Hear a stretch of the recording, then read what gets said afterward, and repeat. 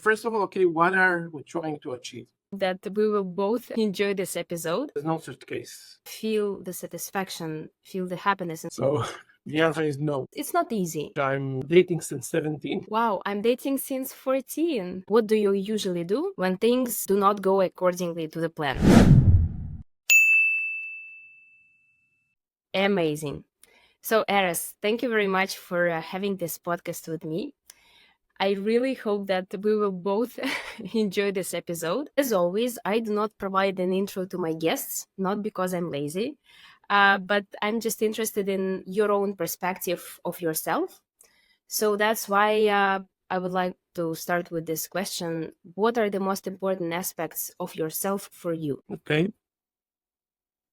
So I'm first of all a father. Okay, a father of 3. A husband to my amazing wife, which I'm dating since 17. Wow, I'm dating since 14. 14, wow. We've been I with never my husband for 10 okay, years now. but I'm older than you, right? So from a length perspective, it's much longer. True. I'm wishing you a lot of happy more years, right? And then I'm also a people's leader. Okay, I like to see it this way, and then a technology leader. Okay, and this is all kind of like this is the order that I see that. You said that you're a people's leader. What does it mean for you to be the leader? Because I'm 25 right now, and I have lots of friends and colleagues the same age. Some of them, they're working for big corporations. Some just decided to start their own business. So that's why I'm really interested in like how to set up correct goals. Because currently you're leading the huge team of an international corporation. But when you're just at the very beginning, how to understand it? So during my career, I did different goals. Right, I started, started very, very early. Also, as team lead, and different times I was a team lead, and then bigger teams, and then department leading director leading department, and then bigger teams, and so on.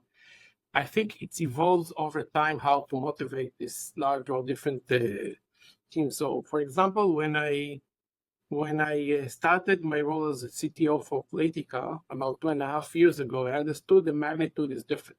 Okay, so back then I used to manage much smaller teams, like teams of department. Okay, it was maybe a few hundreds of people, maybe.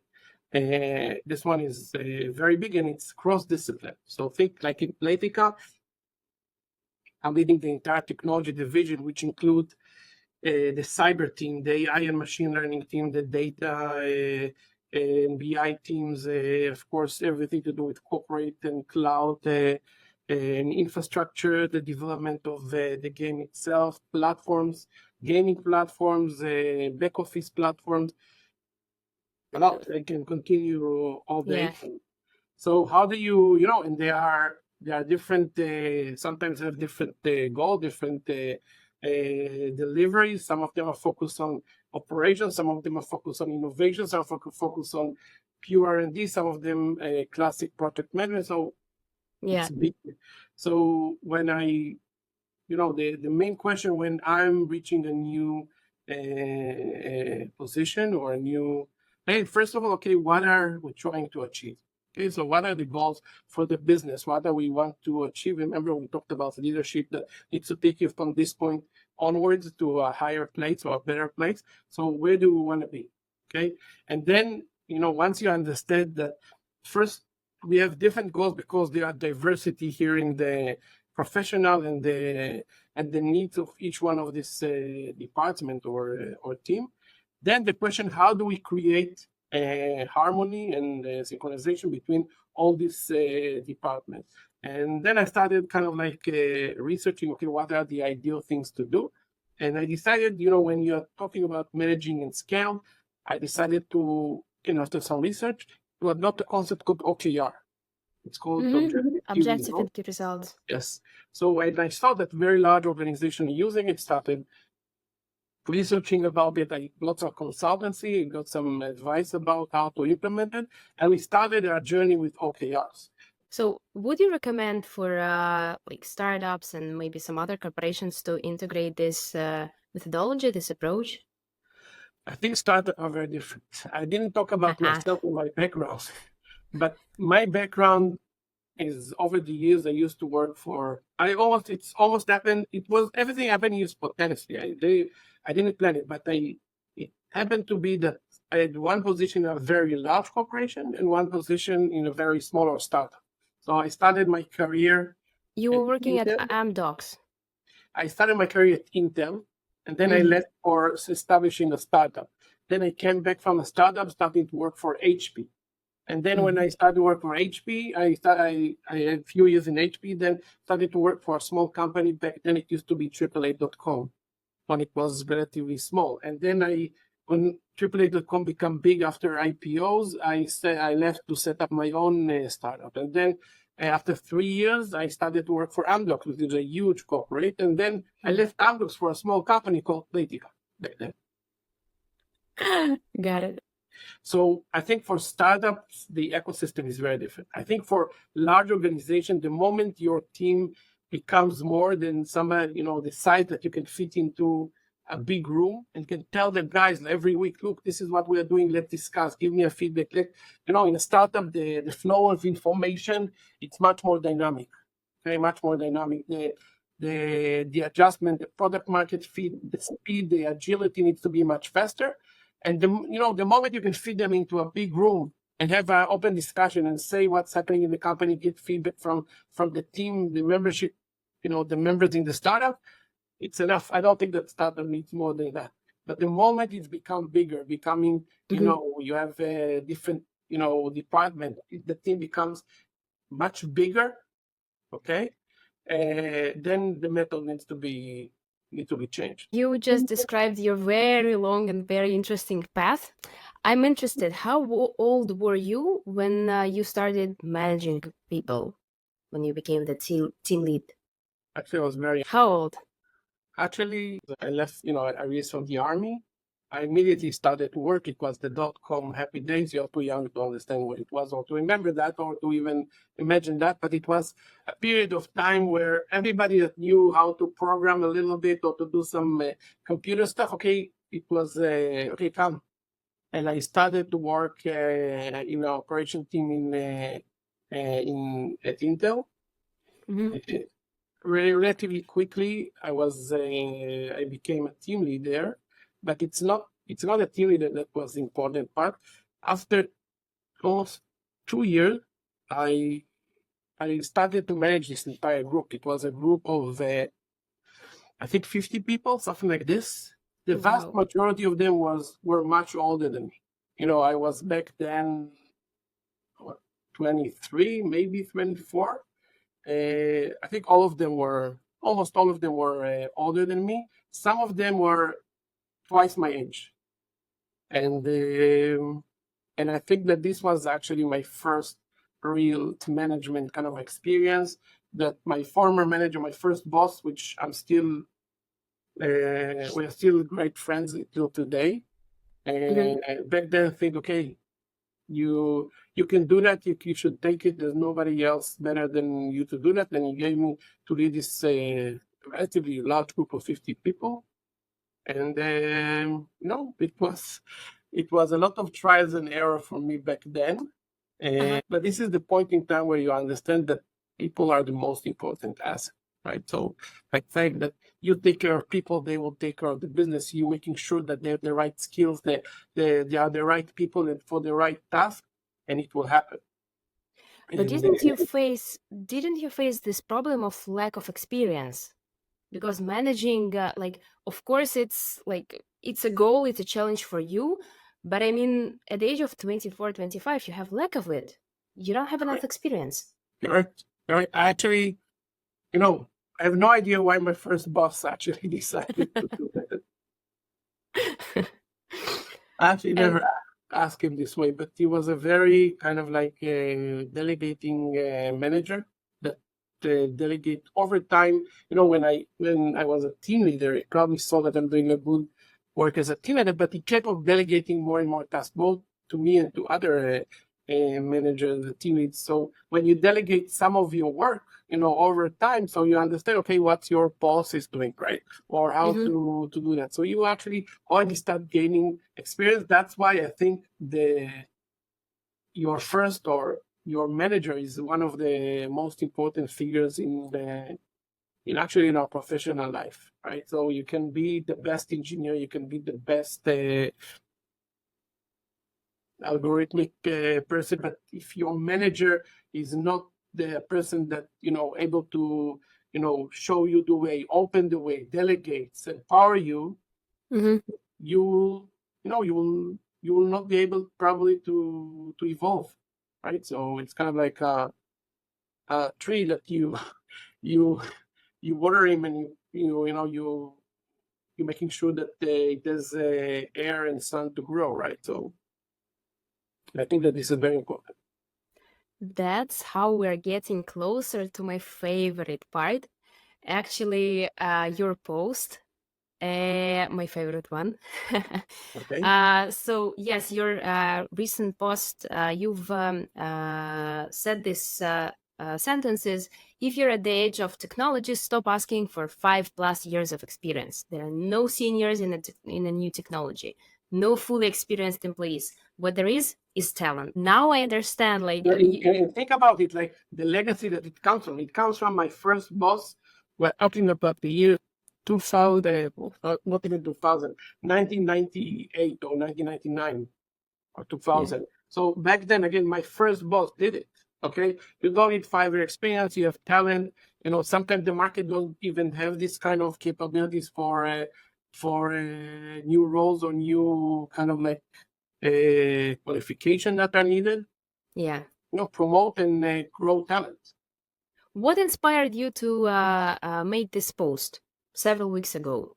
I think that what's happening today in the world that happening around us is that I see it kind of like the next disruption or the next evolution happening around AI and machine learning and the new, I don't know how to call it the new era because maybe it sounds too big, but I think that employees and entrepreneurs and managers and so on that will know how to harvest it, will know how to look at this amazing new capabilities and infrastructure, okay, and new method to do things and to reimagine even processes that we are doing today. I have a very nice theme I like to talk about and do some presentation about. It's called human machine team. Okay, it's like because we are in this age, we are moving very fast towards this age of machine learning and machine learning bots that are part of your day to day. The more you know how to harvest them or to harness them, into your day to day, the more you know how to empower yourself and your team with these capabilities. The more you will be successful in your organization will be successful. And just look at what I'm saying. This is everything that I'm saying right now. It's new. Okay, there's no manual for that. Yeah. And there's no manual for that. How you doing it? There's no manual how you do innovation and you add capabilities coming from LLM or from machine learning models. Nobody it's not like happening for the last 20 years, right? Yeah. But how to for us, for young professionals, how to get over this stigma, if you will? Okay, we fully support your mindset, but there are lots of other C-level who do not on the same page with you. So what should we do? How to break it? The idea is that to identify this kind of like rough gems or rough diamonds, right?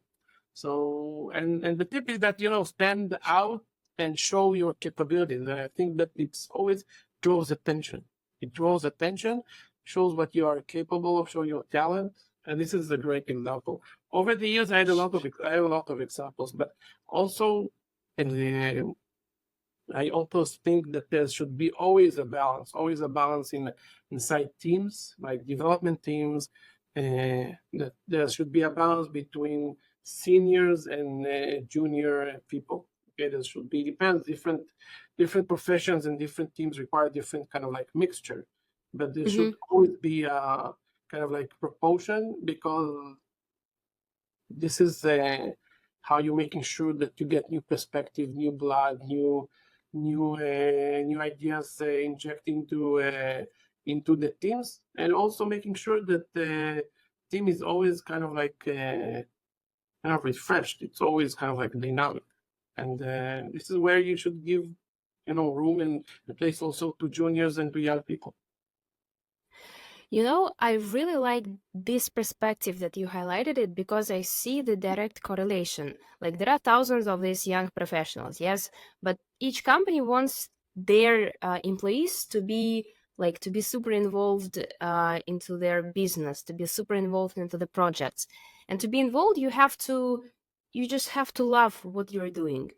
And only by loving what you're doing, you can create these kind of side projects that you've mentioned, yes, to demonstrate that, guys, I'm a huge fan of what I'm doing and really love it. So if I love my project, if I'm super involved in this, then I will love your project. And I think that that's a very good thing that you can demonstrate by to potential company that you want to join. I think yes. I think that it's today, what you just mentioned, that you have to kind of like either love or identify with the organization or the job that you want to do in order to make it, the best way possible. But I think that today, because there are two conflicts, kind of like trends. One, a lot of this are the current generation. It's very much self-individual, right? And I think that you want this kind of like, okay, I want to do this, and this is what I'm interested in. And the other side, we have corporations and organizations that, okay, this is what we want you to do. I think that in this balance, okay, where you have to do, I think that in today's world, I think that if you are like a young person, you're individual and you are interested in something, let's say, for example, in a certain purpose in doing good for the world. Okay. Yeah. I think that the fact that today the world has so many types of industries. You have clean tech, and you have agro tech, and you have food tech, and you have fintech, and you have cyber, and you have of course the classic enterprise organization. And so the variety is so big, so you can definitely look for organizations that you can identify with its purpose and what it's doing. So I think that it's very much different than generation that even our fathers and families used to be, okay, there's one factory in town, okay, you have to go and work there, right? It's very, very different in the world today. And even the roles in the organizations are so becoming so kind of like diverse. Okay, you have the classic roles. You have like an accountant, and you have HR, and you have programmers, and you have IT. But also in the middle, you have project managers. Okay, in which project you work, and even if you are a developer, you can say, okay, I want to work for a project that are doing, we are doing for the HR area, or to do things that are in the creativity areas if I'm working for a gaming company. It's not easy. It's not easy, but again, like I mentioned, I'm going back to my first kind of like example to stand out and just show what you believe and do it kind of like, push it to the organization, show your capability, show your talent, show your passion, right? And it can be relevant. Sometimes I believe that, you can make a great match. You said that it's not easy, but I think that people in general feel the satisfaction, feel the happiness inside yourself. To identify yourself as a happy person, it's not easy. So you have to to do some stuff to get to this point, to get to this feeling, and it requires some Discipline. Yes, of course, and some movements from your end. You cannot just wake up and wow, I'm happy. No, you should do some stuff. Right. So of course, yeah. that's why, yeah. Yes, and Of course. if you want to work for a company, let's say that are doing clean tech, okay, or doing agro-tech, that you believe that the world, we need to feed the world, we need to make sure that we have better agriculture, more sophisticated, and so on. So you need to make yourself, learn this kind of technologies or other roles that will fit this company. What do you usually do? when things do not go accordingly to the plan? So there are two things I'm saying in unplanned or when things go wrong, right? Go south. One, I always prefer to have backup plans. Backup plans I'm always thinking, okay, what's going to be the worst case scenario, the optimal scenario, the middle scenario? What would happen if this path will not be relevant, or if an answer that somebody needs to give will decline or will approve. Always have, even if some of them, many times I'm asking my team, or when I'm doing a project or activity, to write down backup plans or a few options. And if it's for myself, I always in my head have options, okay, what to do. So this is like one. The other thing is, this is something that I really like. Playtika, like I mentioned, I'm working for Playtika for the last 10 years. Playtika has a set of values. One of the values for leadership. Mhm. One of the things that I like a lot, and I strongly believe in it, it's a concept. It's called shape your reality. It means that you should set your, you should define and build the path. You should define and build the opportunity. You should define and build, your environment, your processes, your plans, your roadmap, and so on. And anything you want, it can be applied. So I very much believe that me or us that should shape their reality. So you are in control always. So even if things go wrong, this is something that you shape. You understand. You have a lot of control over it. And if you think this way, you are less stressed when things are not working as planned. Do you apply the same strategy in your family? Because you mentioned that you have a wife, you have 2 children. Does it work there? So the answer is no. I always try to also to tell my kids that if things are not going the way that they plan, this is life. They should always have backup plan. They should always think that there's additional ways even to approach things or to do things. There's no only one way to do things right, or if something they planned this way or the other didn't come out the way they wanted, so they should try a different way, or should have and even when they plan something, like I mentioned about backup plans, they should always have in mind a backup plan. But I mean, yeah, I totally agree with you that it really makes sense to follow this approach. And I think that it will help you also avoid regrets. But come on, it's like it's it's strategic way of thinking, but in real life, you will not avoid regrets. Like if this plan didn't work out, you automatically have regrets. But how do you usually like get yourself out of this, out of these regrets? Something. Remember that when we in the beginning of the conversation or during the conversation, I mentioned that I worked for a large company and I did also a few startups and so on. Yeah. During my days when doing startups, in startups, nothing is granted. Nobody is building anything for you. You have to make your own way, and you are totally dependent in the investors or in the customers or in your employees or in tons of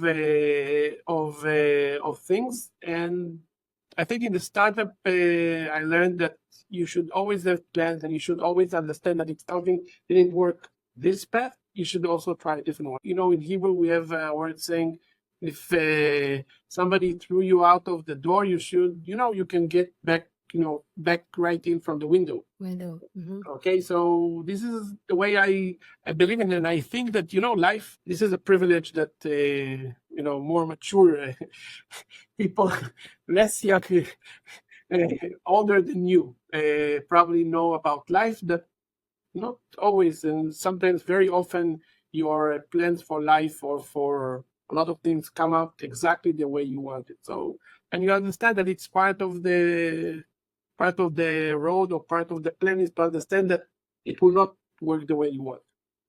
That's absolutely true. And I really like that so mature people as you are saying such things, because for us, for young professionals, yes, for at the very beginning, it's always like you always have this question, why me? What's next? Okay, like you're expecting that something bad will happen, but if you have another attitude to it, like, come on, it's life, it's gonna be like always. Then you're becoming more flexible, more adaptive. I think that this approach, attitude, that really helps you in life. Yeah, I agree with you. And of course, if you are optimistic, and optimism is something very important I think, in this world. If you are optimistic and you believe things will be okay and you will succeed, okay, Yeah. then it's all questions of, okay, I tried this one, okay, it didn't work. I tried this one, and maybe this one, oh, it worked. Speaking, by the way, about the experience and about the mistakes and so on, what was the worst advice that you've ever received? The worst advice I ever received. That's a tough.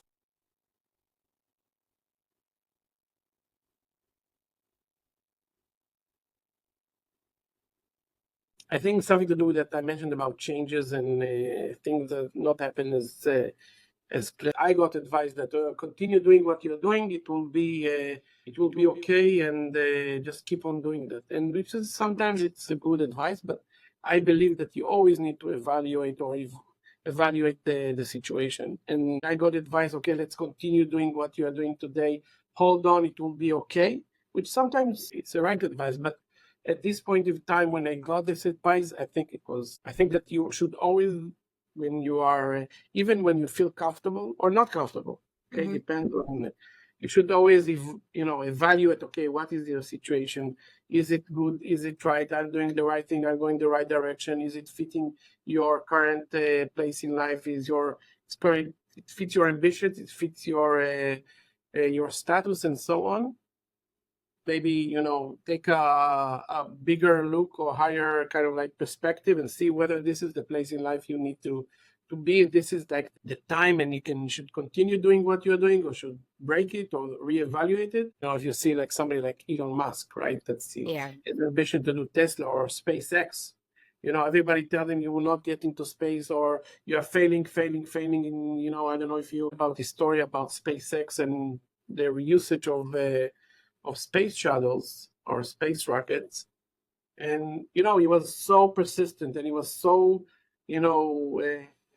focused, and nobody moved him from his goal, and he succeeded. It depends. I really think that it really depends on the situation you are in. Sure, but that's why you need your own brain and like Yeah. internal feelings. If you think And that this is right at this very moment, then I also believe that, you ask about advice. I yeah. think people should have like somebody that they can consult with, somebody they can trust, and somebody that can understand them, whether it's a mentor or a partner. How to find this person? I think it's a question that for me, for example, this person, in many cases, it's my wife, my life partner, like my wife, which I think she is a great perspective and a great understanding, but also a lot of colleagues and friends that I like their perspective. I like to give them a call once in a while and tell them sometimes I complain about things like, Yeah. no, this is like, and they are amazing mentors or amazing advice, or give me some perspective from their experience, right? That's a very interesting topic for me because it's like a bit opening you from the personal perspective, your wife, your Mhm. family. I know, like you shared with me, that you've been together since 16, when you were back 16. So How it all, yeah, how it all happened. Like right now, you're what, like 30 plus? Yes? almost 50 years. Okay, almost 50. So, how it all happened. You've built a very successful career, and on the other hand, you have relationships since 16. What's the magic? So first of all, I have amazing partner, right? So it's half of the work it's me, and half of the work it's my wife, right? So you should also ask her. But I think there's a great advantage of, and you should know it as well.